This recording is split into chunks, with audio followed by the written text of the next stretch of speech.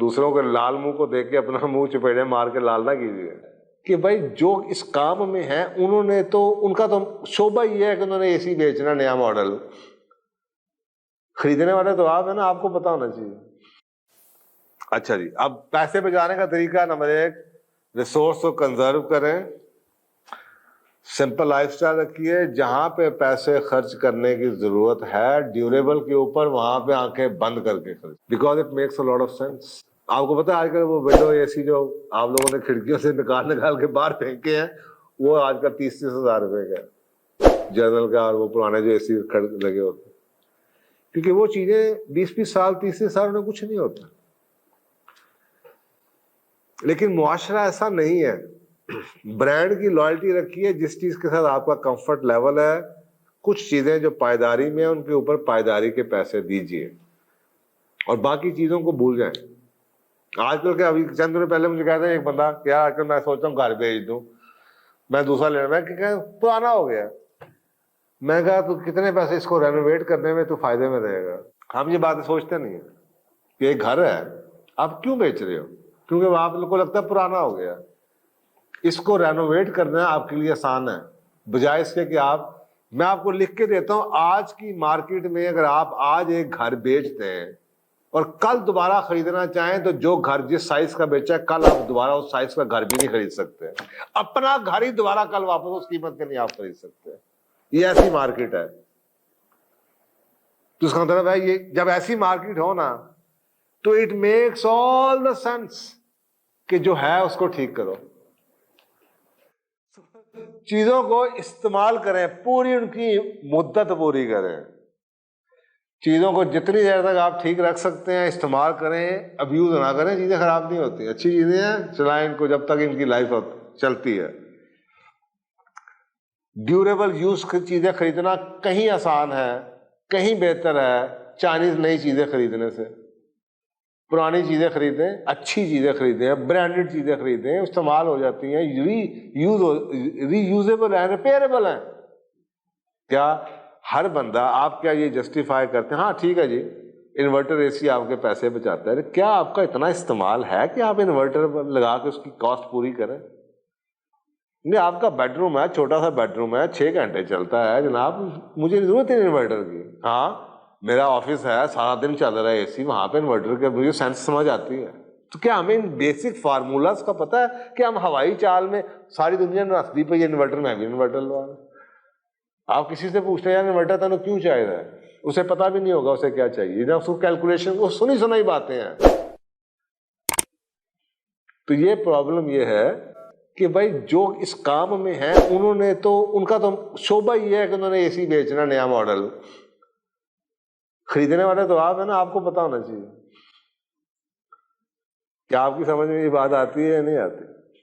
ان کا تو کام ہے بیچنا, وہ تو ان کو تو تنخواہیں یہاں سے مل رہی ہے کہ اگلے سال نفع میں بیچنا ہے. کون سی ایسی چیز لائی جائے کہ لوگوں کو کہا جائے تمہاری پچھلی چیزیں ساری بیکار ہو گئی.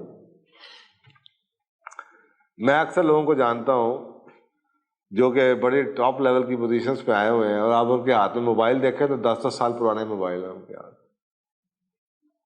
It's not that they can not afford, وہ کہتے ہیں یار کام چلتا پہ میں اور بھی کرنا ہے, جب خراب ہوگا تو لے لیں گے نیا. ہم چیزوں کو ریپلیس کر دیتے ہیں بغیر کسی یوز کے, صرف اس لیے کہ پرانی ہوگی. میں اکثر کہتا ہوں being rich and living like a poor is a luxury. اور میں ان لوگوں کو بھی دیکھتا ہوں جو بہت زیادہ امیر ہیں, but they are rich but they want to live like rich, they are poor, کیونکہ ان کے اتنے خرچے پورے نہیں ہوتے. اور یہ اسی صورت میں پاسبل ہے کہ اگر میری ضروریات, میرا پیٹ, دوسروں کے لال منہ کو دیکھ کے اپنا منہ چپیڑے مار کے لال نہ کیجیے. تو یہ ایک مائنڈ سیٹ ہے. جب یہ مائنڈ سیٹ بدل جائے گا تو پھر نہ صرف یہ کہ آپ پیسے کما لیں گے ایکسٹرا, لیکن کمانے کے بعد روکنے کی سمجھ آ جائے گی. اگر روکنے کو بند نہ کیا تو کماتے جتنے مرضی چلے جائیں, نیچے سے ٹوٹی گلی ہے, یہ رکنے کبھی نہیں. جب تک رکیں گے نہیں یہ ویلتھ نہیں آئے گی. بجٹ کی کچھ گائیڈ لائنز ہیں. جنرلی اسپیکنگ بجٹ ایسے بنایا کہتے ہیں what gets measured is what gets achieved. جو چیز میجر کریں گے وہی اچیو ہوتی ہے. کیا آپ لوگ بجٹ بناتے ہیں, اور کیا پھر ہم اس بجٹ کے ساتھ سٹک کرتے ہیں؟ یہ مسئلہ ہے ہمارا. تو جو نوکری پیشہ چلے ان کے پاس تنخواہ آ گئی, وہی بجٹ ان کا بن گیا, تنخواہ ہے, ٹوٹل اماؤنٹ ان کے پاس موجود ہے, لیکن ان کو کم از کم اس کی کلاسیفیکیشن تو کرنی چاہیے کہ جی ہمارے پاس گھر کے لیے بجٹ کتنے پیسے ہیں, بلوں کے لیے اتنے پیسے ہیں, خوراک کے لیے اتنے پیسے ہیں, میڈیکل کے لیے اتنے پیسے. ہم وہ بناتے نہیں, اس کی وجہ سے ہمارے خرچے کنٹرول میں نہیں آتے. تو بجٹ بنانے کے لیے یہ کچھ آپ کے سامنے جنیرک قسم کی ایک چیزیں لکھی ہیں, آپ اس میں 2, 4, 5% کا اپنے حساب سے, جیسے میں آپ کو اگزامپل دیتا ہوں. اگر آپ کی ₹1,00,000 تنخواہ ہے تو آپ کے گھر کا کرایہ 30-35 ہزار سے اوپر نہیں ہونا چاہیے. اب آپ کہیں گے گھر تو 50,000 سے سستا ملتا نہیں ہے, تو بھائی آپ کو 35,000 میں ہی خریدنا پڑے گا, کیونکہ 35% سے زیادہ آپ کے پاس نہیں ہے ₹1,00,000 کی تنخواہ میں گھر کے کرائے کے لیے. اسی طریقے سے ٹرانسپورٹیشن ہے 15-20%, جس کے اندر نہ صرف یہ کہ آپ کی گاڑی بلکہ گاڑی کا خرچے اور گاڑی کا پیٹرول بھی شامل ہے. آپ کے پاس ٹوٹل 20,000 مہینہ اگر آپ ₹1,00,000 کماتے ہیں, اس ₹1,00,000 میں آپ گاڑی کو مینٹین بھی کرنا ہے, پیٹرول بھی. اب آپ آنکھیں بند کر کے جناب کہیں میرا تو 20,000 کا پیٹرول پہ لگ گیا ہے, تو I think it's about time کہ آپ کچھ سوچیں کہ 20,000 پیٹرول پہ لگ رہا ہے, پھر آپ کو ساری موٹر سائیکل لینی چاہیے, آدھی کام آپ کو موٹر سائیکل پہ کرنے چاہیے, کیونکہ آپ کا پیٹرول کا بجٹ 20,000 سے اوپر یا مرمت کا بجٹ نہیں جانا چاہیے 20,000 سے اوپر. اسی طریقے سے فوڈ کے اوپر آپ کے پاس 20% ہے. اگر آپ گھر کی گروسریز کے لیے ₹20,000 کی گروسری آپ کے پاس, اگر آپ کے پاس پرسنل اور ڈسکریشنری ایکسپینسز ہے 5 سے 10%, اگر آپ اس میں بھی شامل کر دیں اور آپ اس کے اندر جناب یوٹیلیٹیز کو شامل کر دیں, کپڑوں کو بھی شامل کر دیں, تو ٹوٹل آپ کے پاس 20 اور یہ 10 30-35% ٹوٹل بنتا ہے. دیٹ مینس ₹1,00,000 اگر آپ تنخواہ لیتے ہیں, آپ کے گھر کا ٹوٹل خرچہ بما کپڑوں کے بما بجلی کے بلوں کے 35,000 سے اوپر نہیں ہونا چاہیے. اب آپ اس معاشرے میں اس علاقے میں چلے جاتے ہیں جہاں پہ ₹35,000 کی آپ کی گروسری نہیں ہونی, تو آپ پھنس جائیں. میں کہہ رہا ہوں یہ جان کے فیصلے کیجیے. لیونگ ایکسپینسز کیسے ہوتے ہیں, اپنے اوپر اتنا پریشر مت لیجیے.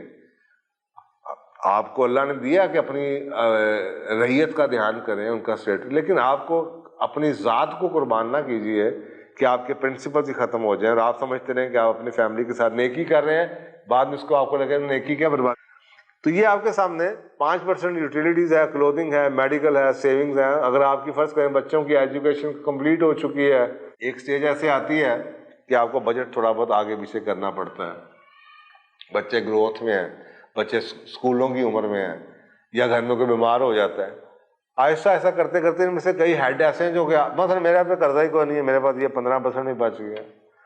ہاں, سیونگز جو بچے میرے پاس پورا آ چکے ہیں, کپڑوں کا مجھے اب شوق نہیں رہا, ٹرانسپورٹیشن سے میرے کافی بچ جاتے ہیں, تو بھائی میرے پاس تو وہ 30-40% ایسے ہی بچ جاتا ہے. تو عمر کے ساتھ ساتھ آپ کی سٹیج میں کئی چیزیں ایسی بچ جاتی ہیں.